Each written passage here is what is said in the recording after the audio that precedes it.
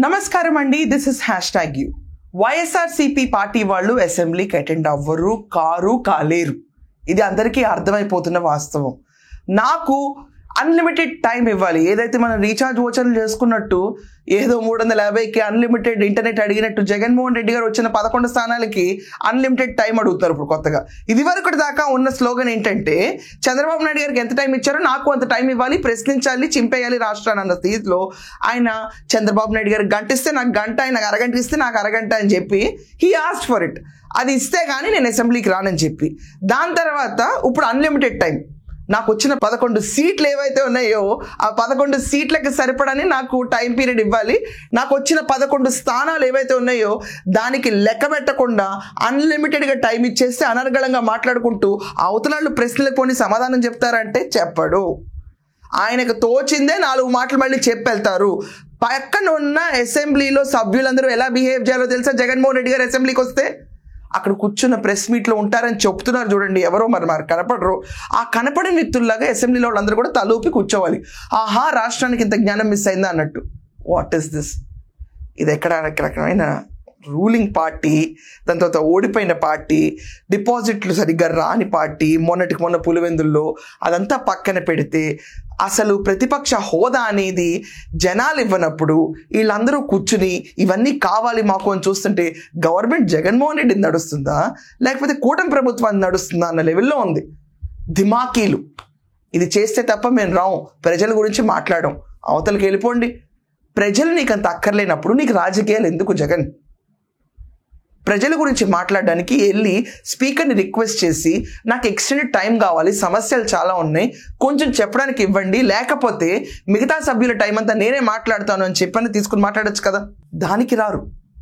పోనీ మిగతా సభ్యుల టైం అంతా తీసుకుని మాట్లాడినా అంత డిస్కస్ చేసేంత కూడా ఏముండదు ఆయనకి. రాష్ట్రంలో సవ్యంగా జరుగుతున్నాయని మనం ఎలాంటి విషయాలు మాట్లాడుకోవాలంటే ఈరోజు పేర్లు చెప్పకూడదు, టాపిక్ తీయకూడదు, కానీ కొత్తగా జరిగిన అప్డేట్ వింటే ఎవరైనా షాక్ అవుతారు. పరకామణిలో డబ్బులు కొట్టేయడం ఒకటే అనుకుంటున్నారా? జరిగిన అవినీతి ఆఖరికి మనం తలనీరాలు అర్పిస్తాం చూడండి మొక్కులకి, ఆ జుట్టును కూడా బిజినెస్ చేసుకున్నారంట, వాటిని కూడా అమ్ముకున్నారంట. దౌర్భాగ్య పరిస్థితి. ఒక భక్తుల నమ్మకంతో తిరుపతి వెళ్ళి తలనీలాలు అర్పించి వాళ్ళ మొక్కు చెల్లించుకుని కృతజ్ఞతా భావంతో వాళ్ళకున్న ఆహాన్ని తగ్గించుకుని గుడి నుంచి బయటకు వస్తే ఆఖరికి సమర్పించే తలనీలాలు కూడా అమ్మేసుకునే గతి. ఇలాంటి వాళ్ళని ఏమంటారు? ఈరోజు రిఫైన్డ్ వరల్డ్లో చూస్తుంటే 14 inches hair, 16 inches hair cut చేసి క్యాన్సర్ సర్వైవర్స్కి ఇస్తూ ఉంటారు అందరూ. వాళ్ళకి విగ్స్ తయారు చేయండి అని చెప్పి ఒక బ్రాడ్ మైండ్ స్పెక్ట్ ఉంటుంది. టీటీడీ కూడా విగ్గుల కోసం అమ్ముతారు, లేకపోతే క్యాన్సర్ సర్వైవర్స్ కోసం ఇస్తారు. కానీ వాళ్ళు ప్రైవేట్గా అమ్ముకోవడం అనేది ఒక నీచమైన పద్ధతి. నీచం. అందరూ పరకామణిలో డబ్బులు కొట్టేశారేంటి, లాలూచి పడ్డారేంటి, ఆ రవికుమార్ అనే వ్యక్తి ఇన్ని కోట్లు సంపాదించాడు, ఇంత పంచుకున్నారని మాట్లాడుతున్నారు. ప్రజలు ట్యాక్స్లే కొట్టేశారు, విచ్చలవిడిగా చేసేశారు. లిక్కర్ అన్న దాంట్లో జనాలు ప్రాణం తీశారు. అదొక లెక్క చెప్పండి.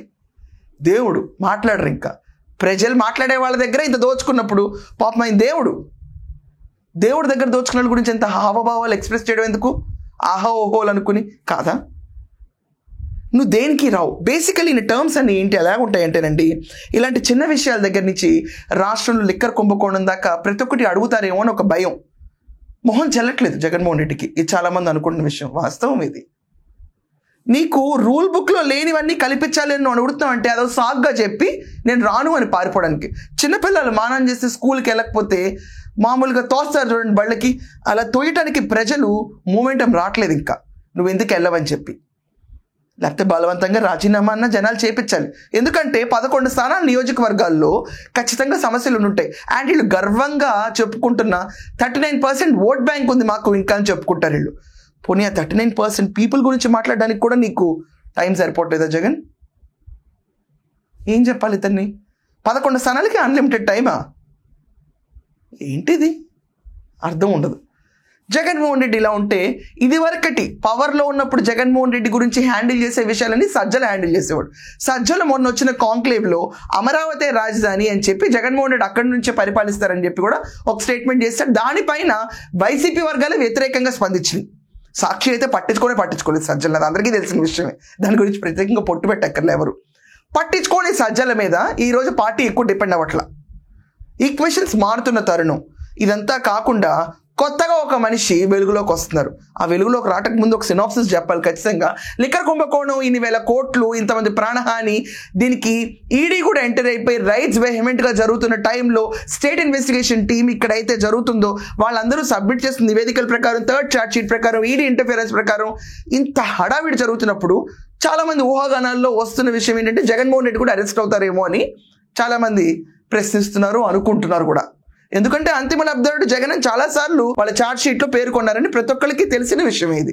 రాజ్ కసిరెడ్డే చెప్పాడు, జగన్మోహన్ రెడ్డి చెప్పాడు కాబట్టి ఈ లిక్కర్ ముడుపుల యుద్ధం అనేది మొదలుపెట్టాం పార్టీ ఫండ్ కోసం, దాంట్లో నెలకి 60 నుంచి 70 కోట్లు కావాలన్నాడని. ముడుపుల యుద్ధం పక్కన పెడితే అది 3,500 కోట్లు కాదు, అది దేకింది ఇప్పుడు 4,000 కోట్ల దాకా. ఎంతమందికి ఎంత ఉన్నాయో అర్థం కావట్లేదు.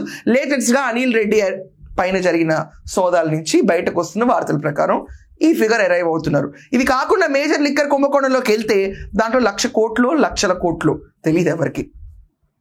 ఇలాంటి తరుణంలో జగన్మోహన్ రెడ్డికి ఉన్న unstable condition of political crisis చూసి పార్టీలో ఉన్న క్యాడర్ అంతా కూడా బలహీనపడ్డారు. యూరియా గురించి పోరు అని ఒకటి పెట్టారు వాళ్ళు. అది అంత సఫలమైన యాత్ర కాదు, ఎవరు పార్టిసిపేషన్ లేదు దాంట్లో. మెయిన్ అధినేత జగన్మోహన్ రెడ్డి పార్టిసిపేట్ చేయకుండా దాని గురించి కూడా ట్విట్టర్ కూర్చుని ఒక ప్రెస్ మీట్ అని చెప్పే ఒక రికార్డెడ్ సెషన్ బయటకు వదిలేస్తే కింద శ్రేణి వర్గాలు ఎలా ఉత్సాహంగా ఉంటారు, వాళ్ళకు ఉత్సాహం నిరుత్సాహంగా కన్వర్ట్ అవుతుంది. అది కాకుండా ఎమ్మెల్సీలు వెళ్ళిపోయి జాయిన్ అవటం, ఇది కాకుండా ఎమ్మెల్యేలు మేము అసెంబ్లీకి వెళ్ళాలన్న ఇంట్రెస్ట్ చూపిస్తుంటే పెద్దిరెడ్డిని తీసుకెళ్ళండి. ఎందుకు పెద్ద మనిషి ఎవరికాళ్ళు నడిచి రాలేరా? ఎమ్మెల్యేలు కూడా తోడు పెట్టి స్కూల్లో దింపాలా ఎవరినన్నా చెప్పండి? హోదా కావాల్సిన జగన్ కదా, మిగతా ఎమ్మెల్యేలు ఎందుకు రారు? మరి నీకు కావాలి క్యాబినెట్ హోదా, మిగతా 10 మందికి వద్దు కదా, వాళ్ళు ఎందుకు రారు? వాళ్ళని తోడుగా పెద్దిరెడ్డి రావాలా? ఏం అరాచకం ఇదంతా.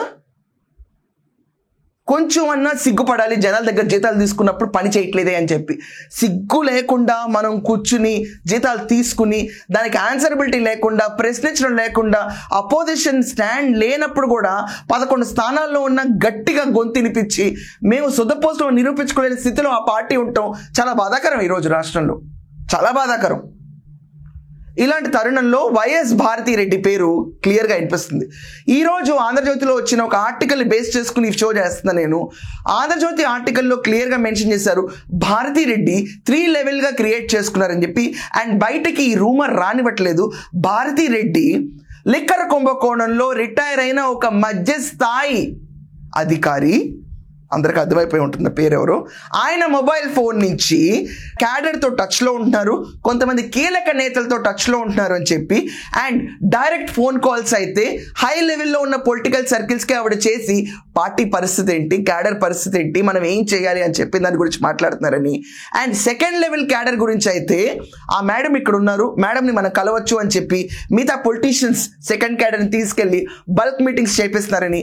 థర్డ్ లెవెల్లో అయితే లోవర్ క్యాడర్కి ఈ పొలిటికల్ సర్కిల్స్ వాళ్ళే మేడం ఇలా చెప్తున్నారు, మేడం ఇలా చేయమంటున్నారు అని చెప్పి సంకేతాలు పంపిస్తున్నట్టుగా పొలిటికల్ అరంగేట్రం క్రియేట్ చేసుకుంటున్న సిచ్యువేషన్ కనపడుతుంది అని వాళ్ళు ప్రచురించారు. ఈరోజు మనం చూసుకుంటే 2024 ఎలక్షన్లప్పుడు, 19 ఎలక్షన్లప్పుడు భారతిరెడ్డి ప్రచారానికి కూడా తిరిగినప్పుడు అన్న మీకు నుంచుంటాడు, అన్న చేస్తాడు, అన్న ఇదంటాడు, అన్న అదంటాడు అని చెప్పి ప్రతి ఒక్కరు బుగ్గల సవర్ తీసి ఒట్టేసినంత పనిచేసి గెలిపించుకున్నావిడ. ఇది అందరికీ తెలిసిన విషయమే. 2019లో జగన్ అన్న తల్లికి దీవెన, వందనం ఏదోనండి పథకాల పేర్లు ఎవరికీ గుర్తుండవు. ఎందుకంటే సవ్యంగా వాటిని మనం ఇంప్లిమెంట్ చేసిన తర్వాత వాటి రిజల్ట్స్ ఉంటే పథకాలు బాగా గుర్తుంటాయి పేర్లు. పథకం కొంటాడు, ఇంట్లో ఎంతమంది ఉంటే అంతమందికి 15,000 ఇస్తాడు జగన్ అన్న అని చెప్పి వెళ్ళిపోయింది ఆవిడ. అండ్ ఆవిడ పిఎస్ఐ కూర్చుని షర్మిలారెడ్డి గారి దగ్గర నుంచి ప్రతి ఒక్కరిని పిచ్చి బూతులు పలికిచ్చారు. దాన్ని కండెమ్ చేయాలి ఆవిడ.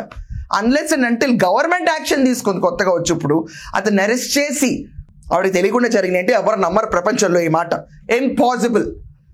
అండ్ ఆవిడకి తెలియకుండా కానీ ఈరోజు ఫోన్లు చేసి నేను రాజకీయాల గురించి కనుక్కుంటున్నాను అంటే second wave of water start అయిందేమో అనే ఇంప్రెషన్ అందరికీ స్టార్ట్ అవుతుంది. ఇన్ కేస్ జగన్మోహన్ రెడ్డిని అరెస్ట్ చేస్తే Bharathi Reddy is a substitution method start అయిపోయింది ఆల్రెడీ. కానీ భారతిరెడ్డి మాట ఎంతమంది వింటారు? ఇది కూడా ఒక ఆలోచించాల్సిన ప్రశ్న. ఎందుకంటే జనాల్లో ఆవిడకున్న equity of share of goodness ఏంటి? ఉమెన్ కింద కన్సిడర్ చేస్తే వాళ్ళ సొంత ఆడపడుచు కోసం, దాని తర్వాత అత్తమ్మ కోసం నుంచోలేని మహిళ కింద ఉంది ఆవిడ. ఇది ఖచ్చితంగా అందరూ అంతేరాలి. ఎందుకంటే వాళ్ళ పిఎస్తోనే అందరినీ జరిపినప్పుడు ఆపలేని ఒక పవర్లెస్ ఉమెన్ పోని. క్లియర్? ఇంతవరకు క్లియర్? విజయమ్మ గారి విషయంలో ప్రాపర్టీ ఇష్యూస్లో అక్కడ ఒక డిస్ప్యూట్ నడిచినప్పుడు అత్త సైడ్ నుంచోలేని ఒక వాయిస్. క్లియర్? నారా భువనేశ్వరి గారిని ఫ్లోర్ ఆఫ్ ద హౌస్లో ఇన్సల్ట్ చేసినప్పుడు కండెమ్ చేయలేని ఒక women entrepreneur voice. Clear? Okay. Roja లాంటి ఆవిడ వెళ్ళి అచ్చం నాయుడిని ఫ్లోర్ ఆఫ్ ద హౌస్లో విచ్చలవిడిగా అని హెరిటేజ్ ఐస్ క్రీమ్ నోట్లో పెట్టుకుంటావా అని చెప్పి పిచ్చి వాగుళ్ళు వాగిన ఒక లేడీని, ఒక సుప్రీం లేడీ కింద ఉన్న ఈవిడ, జగన్మోహన్ రెడ్డి వైఫ్ కింద ఉన్న కూడా ఓట్లాడడానికి ముందుకొచ్చిన ఈవిడ కంట్రోల్ చేయలేని పవర్లెస్ పొజిషన్. క్లియర్? ఇక్కడ దాకా క్లారిటీగా ఉన్న సబ్జెక్ట్. ఎమ్మెల్సీలు వెళ్ళిపోతున్నారు, ఇది కూడా క్లియర్గా ఉంది సబ్జెక్ట్. ఆల్రెడీ వెళ్ళిపోయారు, జరిపారు, కండువాళ్ళు మార్చేసుకున్నారు. ఎమ్మెల్యేలకు కూడా ఒక రకమైన నిరుత్సాహమైన పొజిషన్. జగన్మోహన్ రెడ్డి కనుక అరెస్ట్ అయితే ఈవిడ వచ్చి స్ఫూర్తి నింపడానికి ఏముంది అక్కడ? ఇప్పుడు చూసుకుంటే పెన్షన్లు అవనండి, పిల్లలకి 15,000 ఇస్తానండి, ఇంటింటికి ఒక్కొక్క పిల్లడికి 15,000 ఇవ్వటం కానివ్వండి, ఆఖరికి ఫ్రీ బస్ రైడ్స్ అవనండి, గ్యాస్ సిలిండర్స్ అవనండి, అన్న పథకాలు సీరియస్గా అమలవుతుంటే ఆఖరికి ఆటో డ్రైవర్లకు కూడా నిరుత్సాహపడకుండా వాళ్ళకి సప్లిమెంట్ ఇస్తుంటే, గవర్నమెంట్ ఇంత బాగా చూసుకుంటుంటే ఎవరు ఈవిడి పక్క మగ్గు చూపుతారు? Jaganmohan Reddy as an entity కింద తీసుకుంటే మాత్రం ఖచ్చితంగా వైఎస్ రాజశేఖర్ రెడ్డి అన్న కొడుకు brand name, Vijayamma impression, Sharmila తిరిగిన నిరంతరంగా అన్న కోసం చేసిన ప్రచారం, దాని తర్వాత వివేకానంద రెడ్డి గారు బ్యాకప్ చనిపోయారు, ఎవరి వల్ల చనిపోయారు అని తెలియకుండా ఉన్న సిచ్యువేషన్ హ్యాండిల్ అవ్వటంతో అతనికి 151 స్థానాలు వచ్చినాయి. ఎప్పుడైతే జనాలు రియలైజ్ అయ్యారో రాష్ట్రంలో లిక్కర్ తాగి చనిపోతున్నారు, సరఫరా చేసింది జగన్మోహన్ రెడ్డి ప్రభుత్వమే అని, అది కూడా కాకుండా బూతులే నడుస్తున్నాయి తప్ప ప్రజా సంక్షేమం అనేది నడవట్లేదు అని చెప్పి తెలిసిన వెంటనే, అదంతా కాకుండా ఇసుక ఫ్రీగా ఇచ్చేదాన్ని కూడా మాఫియా చేసి అమ్ముకుంటున్న ప్రభుత్వం ఇది అని తెలిసిన వెంటనే, తిరుపతి లడ్డూలో కల్తీ జరిగింది అని రియలైజ్ అవుతున్న తరుణంలో జగన్మోహన్ రెడ్డి మాకు వద్దని చెప్పి ఓట్లు దింపేశారు జనాలందరూ. 164 స్థానాలు తీసుకొచ్చి కూటమి ప్రభుత్వానికి కట్టబెట్టారు జనాలందరూ. కానీ వైఎస్ భారతిరెడ్డిని ఇండివిజువల్ ఎంటిటీ కింద చూసుకుంటే wife of Jaganmohan Reddy, owner of Sakshi media paper కింద చూస్తారు. కానీ సాక్షి మీడియా ప్రింట్ చేసే దాంట్లో నిజాలు ఉన్నాయా, లేకపోతే పచ్చి అవాస్తవాలు ప్రింట్ చేయడానికి పెట్టిన పేరులాగా ఉంటుందా? ఎలక్షన్ ముందు వివేకానంద రెడ్డి గారు చనిపోయినప్పుడు సాక్షి పేపర్ నారాసు రక్త చరిత్ర అని ప్రింట్ చేసిన కంపెనీకి డైరెక్ట్ చైర్మన్ ఈవిడ మాటను ఎవరు నమ్ముతారు? క్యాడర్ ఎంతవరకు నమ్ముతుంది? ప్రజలు ఎంతవరకు నమ్ముతారు? పోనీ క్యాడర్ అంటే మీరు యూ క్యాన్ మేనేజ్ నీకున్న క్యాడర్ని, ప్రజలు ఎంతవరకు నమ్ముతారు?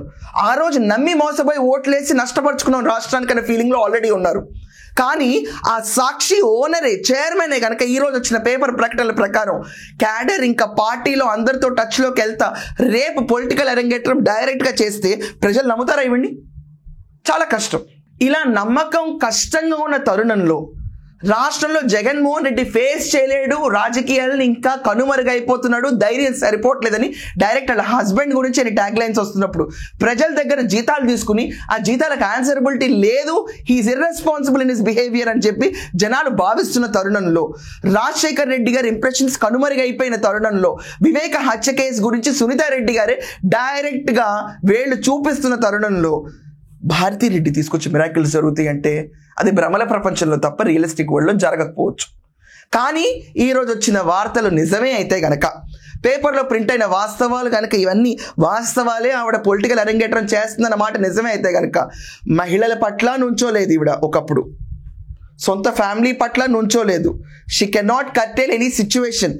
లిక్కర్ గురించి ఒక సే లేదు, ఆఖరికి దేవస్థానాల గురించి ఆవిడ ఎప్పుడు ఒక రైచియస్ ఉమెన్గా వాళ్ళకున్న ఆగమ శాస్త్రం ప్రకారం రూల్స్ పాటించి ఒక్కసారి కూడా దైవ దర్శనం చేసుకోలేదు. ఇలా వీళ్ళందరినీ ప్రజలు ఆదరిస్తారా అన్నది మెయిన్ పాయింట్. ఖచ్చితంగా మీ ఒపీనియన్స్ మెన్షన్ చేయండి. ఒకవేళ భారతిరెడ్డి కనుక పొలిటికల్ అరంగేట్రం చేస్తే ఆవిడికి జగన్మోహన్ రెడ్డిని మించిన సే ఉంటుందా?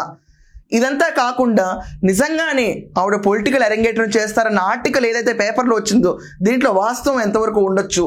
అండ్ ఆవిడ చేసిన ప్రచారం ఎక్కువ ఇంపాక్ట్ ఇచ్చిందా, లేకపోతే వైఎస్ షర్మిల చేసిన ప్రచారం జగన్మోహన్ రెడ్డికి ఎక్కువ ఇంపాక్ట్ ఇచ్చిందా? మీరందరూ మీ ఒపీనియన్స్ కామెంట్లో మెన్షన్ చేయండి. That's all for now. Thank you.